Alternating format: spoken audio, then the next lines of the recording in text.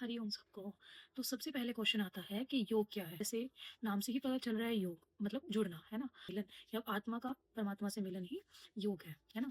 तो हर ग्रंथ में, हर शास्त्र में योग की अलग-अलग परिभाषाएँ दी गई हैं और एक सिंपल वर्ड से अगर आप जानना चाहते हैं तो महर्षि पतंजलि जी ने योग दर्शन में एक बहुत ही सुंदर उदाहरण दिया है, जैसे कि जिसको बोलते हैं योगस्य चित्तवृत्ति निरोध। तो क्या है?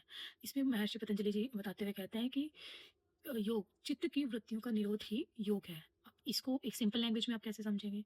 जैसे एक नॉर्मल लाइफ़स्टाइल में क्या होता है, हम परेशान हैं हमारी ओवरथिंकिंग की वजह से, है ना? अगर वो ओवरथिंकिंग को हम रोक पाएँ, तो वो एक तरह का योग है, वो योग में ही काउंट होगा। योग का मतलब सिर्फ़ आसन करना नहीं होता है, योग एक लाइफ़स्टाइल है प्रॉपर।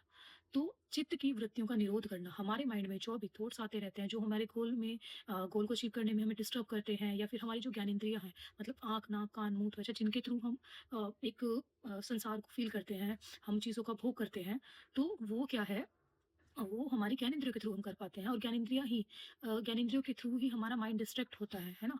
तो अगर हम अपनी ज्ञानेंद्रियों को कंट्रोल करते हैं, ज्ञानेंद्रियों को कंट्रोल करके इनको काम पे लगा के हम अपने माइंड को कंट्रोल करते हैं, तो वो भी एक योग है। इसलिए महर्षि पतंजलि जी कहते हैं कि योगस्य चित्तवृत्ति निरोधम, योग चित्त की वृत्तियों का निरोध ही योग है।